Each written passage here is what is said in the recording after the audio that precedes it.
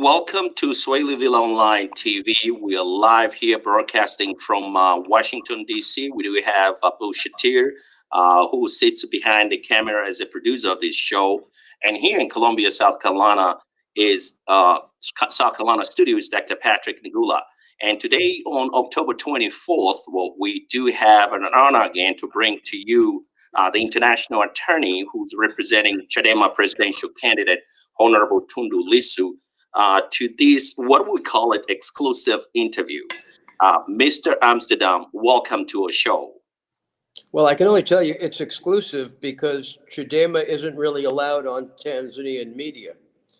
You know, were we invited on Tanzanian media, we'd go. But unfortunately, the media, like everything else in Tanzania, is restricted to megafools. So we don't have a voice in Tanzania. Well, Mr. Amsterdam, let's move forward to the election, which is scheduled to be slotted, I think, on October 28th, this Wednesday, coming this Wednesday. And we do have almost, like I can say, 4 days. Let's talk about the Election Commission, the National Election Commission first. Do you think the National Election Commission is helping to reduce the civic space in Tanzania? Well, I think we should really rename it because it's really not an election commission. It's the committee to fraudulently re-elect Magufuli. I think we now fully understand who they are. They are con artists who are trying to present an election without any substance. They are stuffing ballot boxes. They are illegally disqualifying candidates. They are instructing police to tear gas demonstrations of support for Tundu. They are helping orchestrate, along with CCM, daily attempts to sideline Tundu through canceling aircraft slots, interfering with the campaign. I mean, the list of obstacles they have put in front of Chadema. I mean, Amnesty's written a massive pamphlet about it called Lawfare. I mean, it's ridiculous. Mr. Magufuli must be the greatest coward in the history of the world to require so many illegal, unfair, fraudulent devices in an attempt to keep power. I mean, today we found out that the mobile phone companies have been restricted in their ability for the next 10 days or so to carry messages of a certain length, and people who mention Tundu Lissu can't have their messages transmitted. I mean, honestly, this is beyond Russia. Mr. Magufuli makes Mr. Putin look like a liberal. Mr. Magufuli must be the most insecure person to ever run for political office. He's like the guy from Ashgabat who, wasn't happy unless he had a 99.9% vote. It is just incredible, the panic and the fear of the CCM to try to squelch the voice of the people is like nothing I've ever seen. Mr. Amsterdam, in your opening statement, you mentioned about the Tanzanians media. They have not given you a chance to express your opinion and your view with respect to the political space in Tanzania. So who's Robert Amsterdam? If a person in a village in Tanzania wants to hear about your history, your background, who's really Robert Amsterdam? Because in a couple of days we have seen a video that pretty much depicts or explains your credibility in a negativity way. So who's really Robert Amsterdam? I mean, to be very fair, Robert Amsterdam isn't running for office in Tanzania. I'm hardly an issue in the campaign. But, I've been in Africa for 50 years. We are doing this work for Tundu without compensation. We have a very large pro bono practice in the firm. In 2013, we won the Global Pro Bono Award for taking on and beating the United Nations with respect to their conduct in Zimbabwe. Um, we have a very long history in Africa, and I think the attempts by CCM to slander and defame me are just, honestly, they're just really testament to the fact that we've been very effective in calling out their criminal behavior. They are just childlike. I've seen some of the stuff they've put out. I circulated to my friends. It's a joke. We have worked in the human rights field for over 40 years. I've had the privilege of representing many African leaders, including Rupia Banda, the former president of Zambia, many of the leaders of Nigeria. I can tell you that because of how old I am, I've been in Africa longer than most of the people who are trying to present me as some white guy from the United States. I mean, quite honestly, I care about Africa. I care about seeing somebody like Tundu Lissu break the stranglehold on power of the CCM, because I believe that when I was a boy in Nigeria, when I was 16 or 17, we had so much hope, and I've seen so much of that hope destroyed. I saw it with the recent SARS campaign in Nigeria and with the really ineffective leadership of Mr. Buhari. And I just wish, Africa had better governance. As I get into my later years, I have to wonder how it is that these insecure guys like Magufuli or Museveni, how they manage to cling to power when they know the people are, at this point against them. I mean, to be very frank, Magafuli's never been a politician, from what I understand. He was a consensus candidate in the last election. He has these crazy ideas about, coronavirus not existing. He seems to live in a fantasy world all his own. The plight of the common man in Tanzania has not been worse for a long time. And we have really quite a hero in Mr. Lisu. I said on my Twitter feed today, it is an incredible privilege for me to represent somebody I consider one of the really greatest lawyers I've met. It's embarrassing for me when I consult Tundu on legal issues, because every time I try to get instructions from him, I have a lesson in civics. I mean, he's an incredibly gifted individual who worked for the benefits of hundreds, if not thousands, of Tanzanians as a human rights lawyer and as a politician. And I think what's happening in Tanzania is tragic. Tanzania is one of those countries that really led the way to freedom after colonialism. And, we've seen all of Magafuli's tricks, the victim narrative, the attempt to blame the whites and the West and colonials, when in fact what he's trying to do is colonize his own country. This internal colonialism that I talk about, which is really the triumph of incompetence. It is incompetence. It is a group of people who are more worried on staying in power than looking after the people. And we see that with the growing insurgency in southern Tanzania. This is a government that's obsessed with staying in power and is actively dividing people, Muslims and Christians, and not bringing the country together at all. And, I want to be very clear.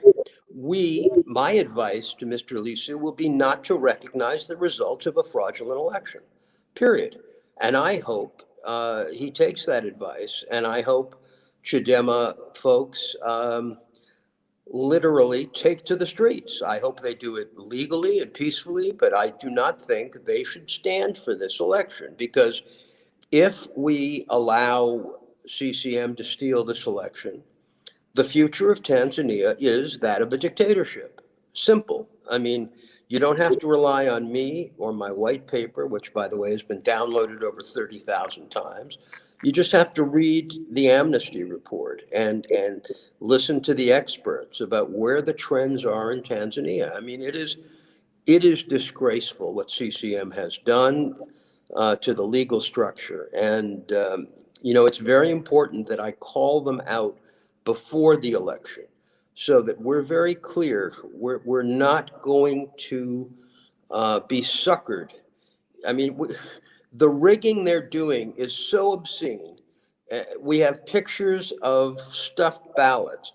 We have pictures of phony voters on the voter register. We have an understanding of all the games they're planning to play in Zanzibar. They've never won in Zanzibar for a long, long time. We know the shameful behavior in 2015 when they nullified the election in Zanzibar. I mean, we simply have to say enough, enough of this attempt to steal another election. It's not going to happen. I am outraged at the behavior of the mobile phone companies in going along with this. We intend to make complaints to OECD. We intend to make complaints to all the directors of these companies and tell them that from a corporate human rights standpoint, they have an obligation not to return to this kind of complete uh, instrumentalization of state power for the benefit of one political party. Mr. Amsterdam, you have alluded a significant amount of the, let me say, the incidents or evidence, as you've indicated in your 5 pages letter that was addressed directly to the President Magufuli, who's incumbent now. It is loaded with the evidence that narrated the details, incidents, including abusing of power, police brutalities, incompetence, and signs of the possibility to rig this election. So my questions to you is, so what is your message to the international community, such as the U.S. Congress, the European Union, the United Nations, and even the African Union, with respect with all these incidents that you have narrated in detail to an open letter to the President Magufuli, who is incumbent at this year election? Look, it's very clear we're not going to recognize this election. It's very clear that it's important to say that before the election. It's important to go to the United States, to go to the UK, to go to the African Union and seek sanctions against CCM and Magufuli and his kleptocratic cohorts.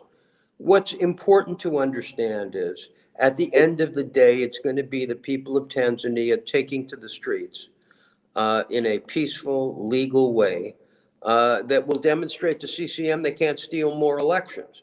Don't count on the African Union because the African Union just certified an election in Guinea that was hopelessly corrupt. Uh, you know, don't count on the international community, although they've been pretty strong in their statements. There's a limit to what they can do. This has to be a made in Tanzania solution. And I will say to you one thing. After being in Africa for almost 50 years, it is up to Africa to cure Africa.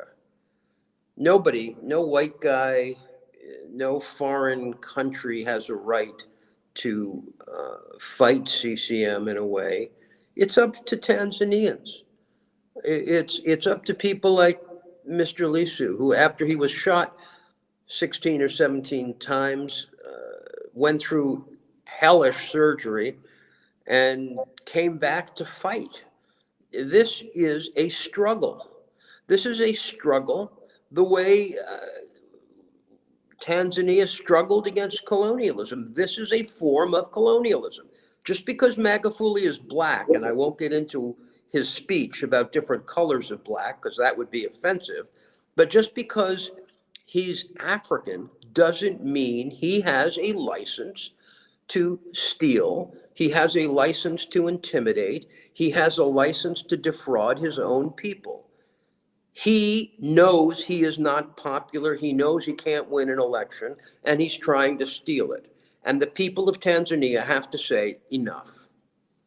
So you have mentioned a couple of times since you came to this show, I think the first time or the second time, this is the third time you mentioned about this Tundu Lissu was shot 16 times.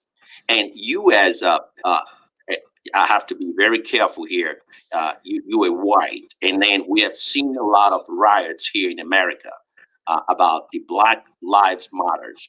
So, what is your comment with respect to the Africans who they have seen their own uh, native Africans shot 16 times, and there is a 15 states in Africa, and none of those states they have raised their voices against the brutality and even the murders towards their own people. What is your comments to the African leaders and Africans themselves here living in the United States, Canada, and elsewhere in the world with the Well, respect? look, firstly, as far as I'm concerned, Black Lives Matter has to expand their chapters into Africa, because African lives matter too.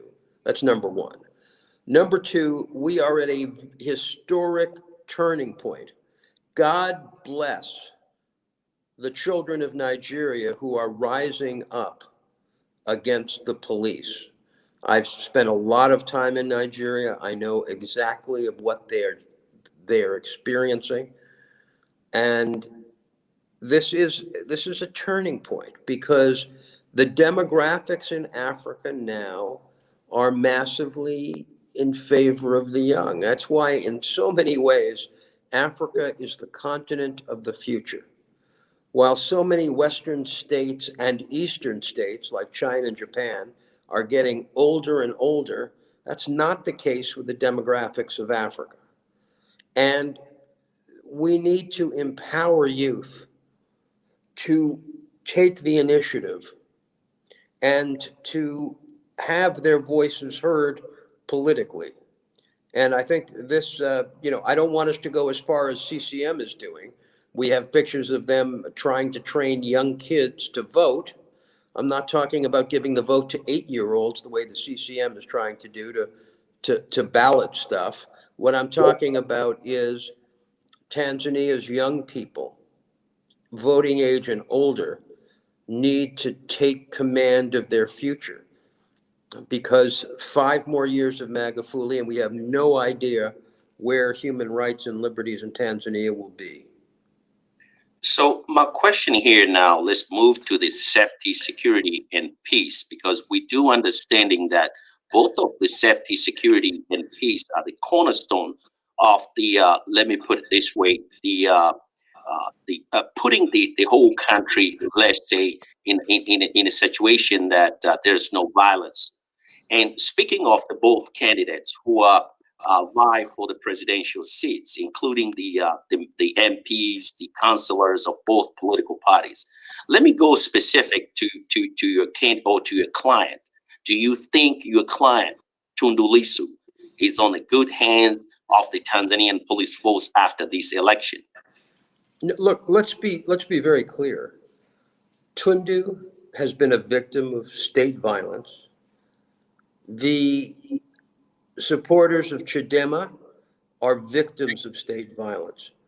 Tanzania today is a violent country. The CCM has engaged in massive and indiscriminate violence against the opposition.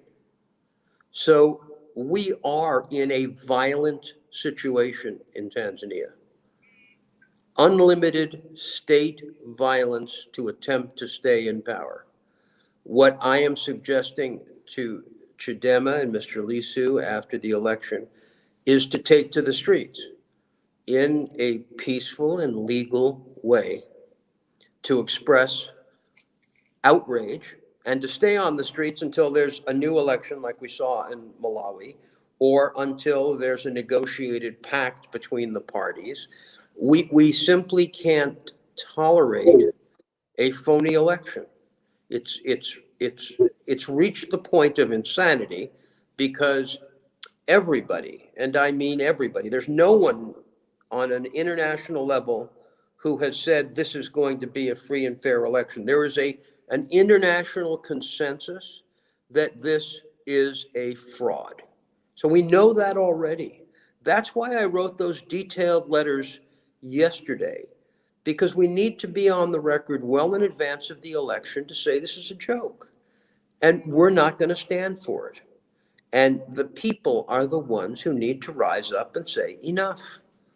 And I hope they will. And if they don't, certainly I can yell and scream in international forums, but then you get into this whole issue of, the future of Africa can't be written outside of Africa. And that is actually a philosophy I agree with. Uh, it is Africa for the Africans, and it is Tanzania for the Tanzanians, and not the phony BS of Magufuli, who is engaged constantly in attacking the outsider as a way to mobilize his own people, even though he has no policies that seem to work. No, what I'm saying is we, in terms of the Tanzanian people and Chadema and whatnot, we have to say to CCM, it's enough. And hopefully there can be negotiations, perhaps with CCM elders, in terms of trying to figure out a way through this. But this farce of an election can't be taken seriously. In the almost certain announcement of a CCM victory, it will be my advice to Mr. Lissu that Chadema and the rest of the Tanzanian populace do not recognize the election. So CCM party has the word CCM party has become a lot out of your statement. So and you connect them with the violence that has been happening all over the country and even before this election. So do you think CCM should be put in the list such as Hezbollah and Hamas? What is your comment on that? Look, I believe there's a real argument that CCM should, and what they've done in Tanzania is worthy of scrutiny at the International Criminal Court. Um, Whether we talk about comparing them to Hezbollah and Hamas, that's something that's not nothing I want to address now. I think they should be sanctioned. The individuals who are leading CCM, and we have a list, we are preparing materials for them to be sanctioned. And, quite honestly, I hope that some action will be taken against these mobile phone companies. Well, I just find that their behavior is completely scandalous. And, they have this belief that, they'll take crap for 24 hours and then it'll be over. And my answer to them is no. Um, they have these BS codes of conduct. We're going to hold them to it. We will do whatever it takes to make sure the stain of their complicity with CCM in this election is waved all over the place when it comes to corporate governance. Corporate governance, and we have seen now, has been extended to this political process that is going on in Tanzania. So do you think the CCM leaders, do they really understanding the magnitude of the listed as part of the extremist party in the world with regards to the Look, actions of violence that we they, see going in Tanzania? look, CCM has absolutely no idea about any of this. CCM believe they have complete impunity. They believe that they are untouchable.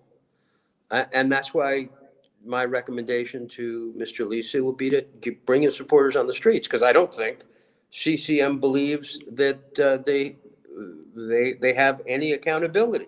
Because if they did, they wouldn't be stealing the election in the blatant manner they are. I mean, a child could do a better job of stealing an election than these schmucks. I mean, it's a joke.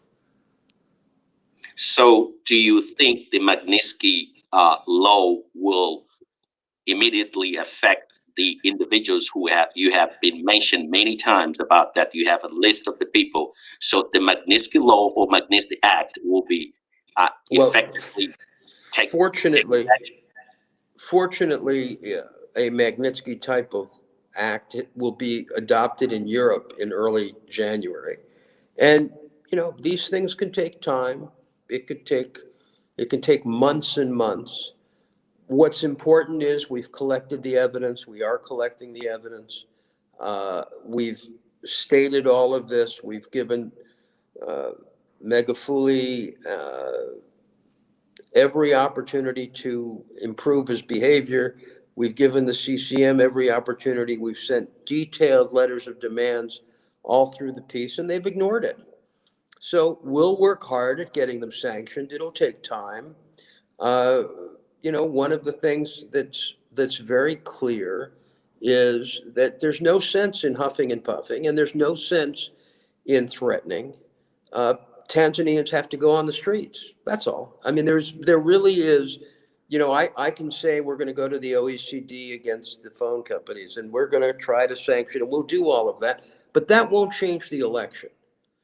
What will change the election is the people of Tanzania standing up for their rights. And, everyone talks about human rights as a shield. Well, it's also a sword. And as happened in Maidan in the Ukraine, as happened in Malawi, when people say it's enough, and you have tens of millions of people saying it's enough, they win. If they, and I've noticed, by the way, that people in Tanzania are already battle hardened. I mean, the government has already been shooting. The government has already, and I mean by the government, CCM, they've been unleashing tear gas day after day at Chadema rallies. And you know what's fascinating? People don't leave.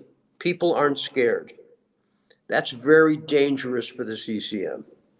You have battle hardened members of a political party, I hope, ready to go on the streets. And I think that's hopeful for Tanzania.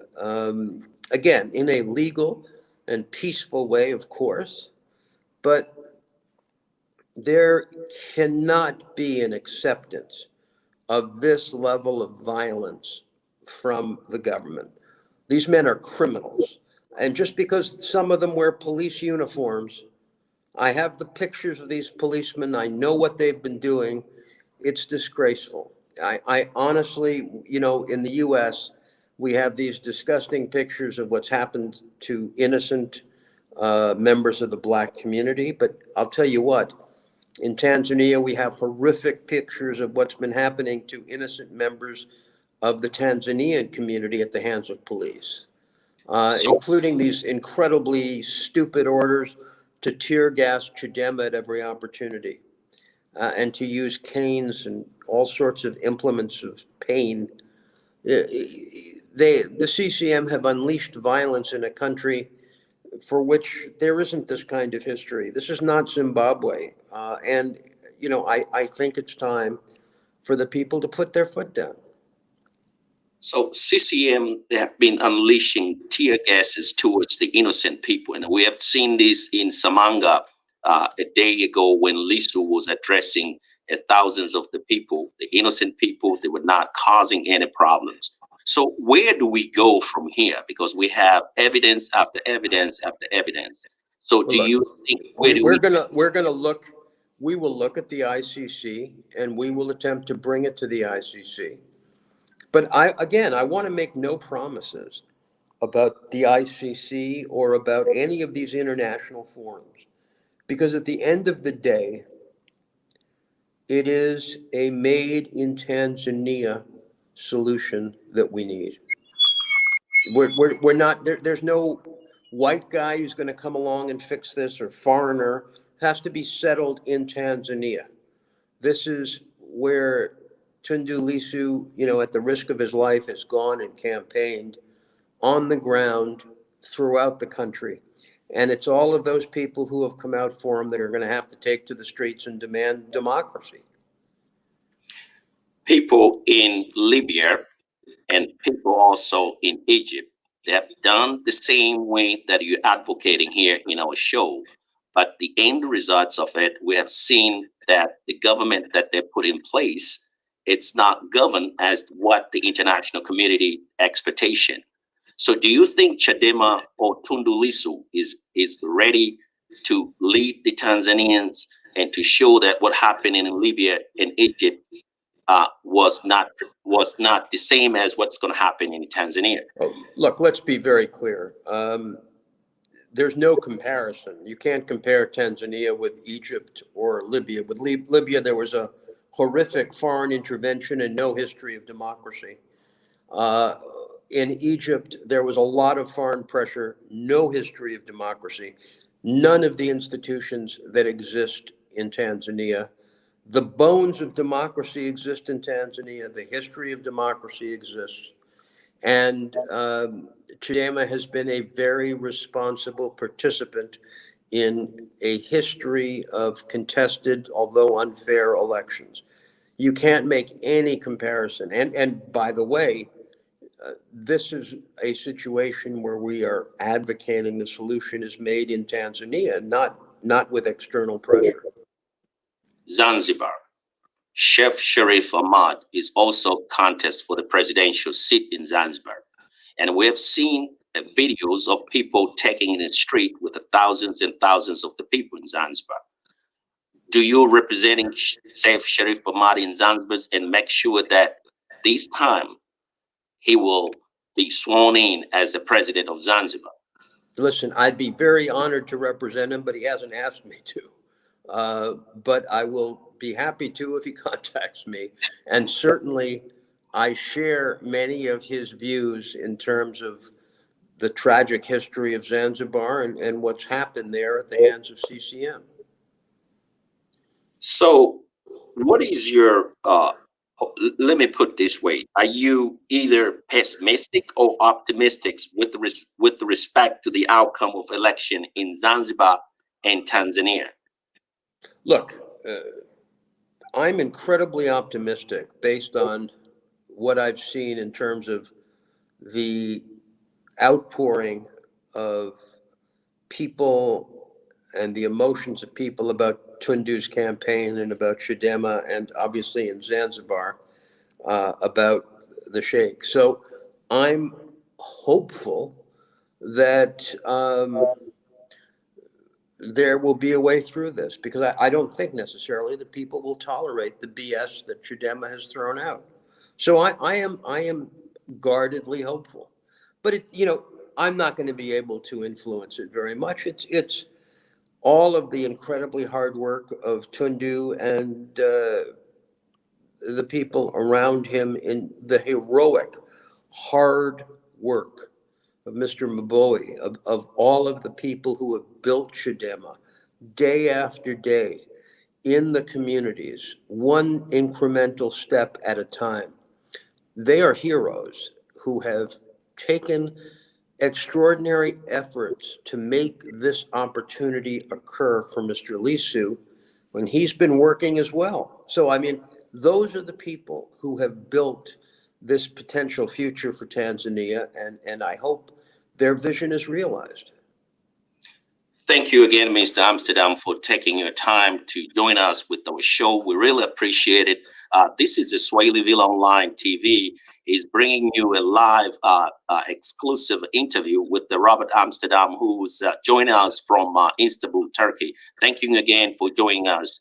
You're welcome again if you have a time to join with us and share with us any information that you have. Mr. Amsterdam. Thank you so much for inviting me back. Thank you. Thank you.